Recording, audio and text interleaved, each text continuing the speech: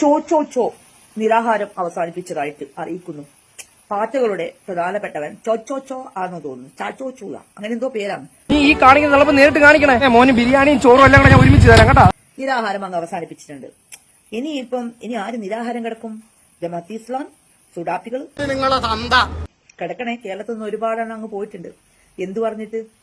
NEET പരീക്ഷയുടെ പേരും പറഞ്ഞിട്ട് പഠിക്കാത്ത ജന്മങ്ങളാണ് അവിടെ പോയിട്ട് സമരത്തിനിരിക്കുന്നത്. നീറ്റ് പരീക്ഷയുടെ എന്താണെന്ന് പോലും അറിയില്ല. നീറ്റ് എന്താണെന്ന് പോലും അറിയാത്ത കുറെ ലവണന്മാർ അവിടെ പോയിട്ട് കിടക്കുന്നുണ്ട്. എന്റെ കർത്താവെ, എന്നെ നീ നല്ലവനാക്കാൻ സമ്മതിക്കുകയല്ലേ?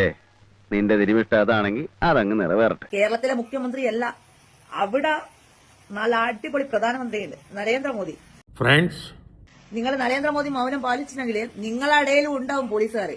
നല്ല അടിപൊളിയായിട്ട് നിങ്ങളെ വാച്ച് ചെയ്യുന്ന കുറെ. നിങ്ങൾ വിചാരിച്ചോ ഒന്നുമില്ലാതെ വെറുതെ ഇരിക്കുമെന്ന് നിങ്ങൾ വിചാരിച്ചോ? ഗംഗമായി ഇനി ഒരു കത്തിക്കുത്തും കൊലപാതകവും കൂടെ നടന്നു കിട്ടിയാൽ ഊച്ചാളി കുറിപ്പ് കലക്കും. ഒന്നുമല്ല, നിങ്ങളെ ഫോട്ടോസും നിങ്ങളെ വീഡിയോസും ഒക്കെ അവിടെ സേഫ് ആയിട്ടുണ്ട്. കാരണം ആരൊക്കെയാണ് ഈ ഒരു തീവ്രവാദികൾക്ക് സപ്പോർട്ട് കൊടുക്കുന്നത് എന്നുള്ളതിൽ ജസ്റ്റ് ഒരു ഉദാഹരണം മാത്രമാണ്.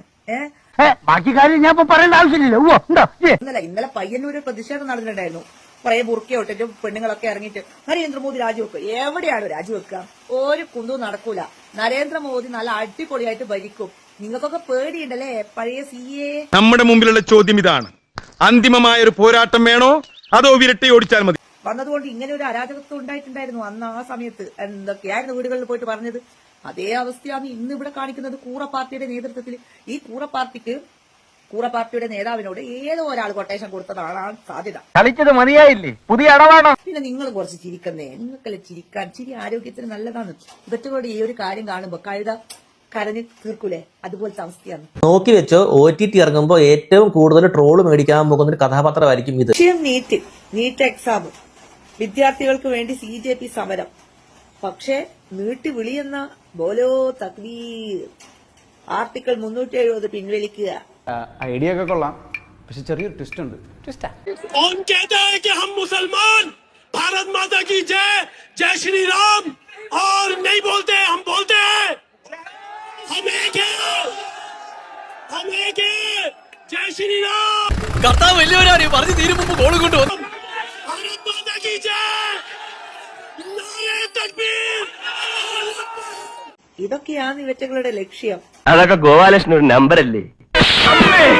ഇത് എന്റെ ഒരു നമ്പറാ. കാണിക്കുന്നത് അതിൽ വേണ്ട തെണ്ടി. സംഭവല്ലേ?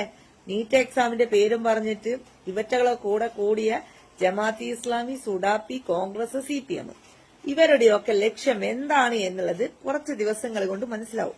സോറി, അത് മാത്രമേ ചോദിക്കരുത്. വെടിക്കെട്ട് പത്ര ശശിയായിട്ട് ഞാൻ വാക്ക് കൊടുത്താണ്. അത് മനസ്സിലാക്കണമെന്നാണ് എന്റെ ഒരു അഭിപ്രായം. എല്ലാവരും കരുതിയിരിക്കുക. കാരണം ഇവറ്റകൾ എല്ലാവരും ഒന്നായി. ഇനി BJP ഒറ്റക്കെട്ടായിട്ട് എന്താണ് ചെയ്യാന്നുള്ളത് നമുക്ക് കാണാം. അല്ലെ? എന്തായാലും നരേന്ദ്രമോദി മക്കളെ മുട്ട് മടക്കില്ല. നരേന്ദ്രമോദി ജനങ്ങളിലെ നമ്പർ 1 ആണ്.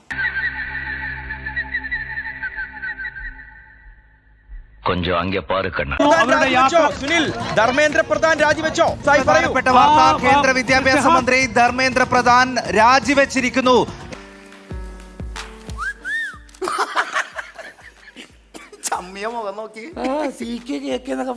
CJPയുമായുള്ള ചർച്ചയ്ക്ക് തൊട്ട് മുൻപ് കേന്ദ്ര വിദ്യാഭ്യാസ മന്ത്രി രാജിവെച്ചിരിക്കുന്നു. ഗ്യാങ്ങിൽ നിന്നെ എനിക്കിനി തുടരാൻ പറ്റൂല. ആ ടീഷർട്ട് തിരിച്ചേൽപ്പിച്ചോ, ബാക്കി കാര്യങ്ങളും തിരിച്ചേൽപ്പിച്ചോ.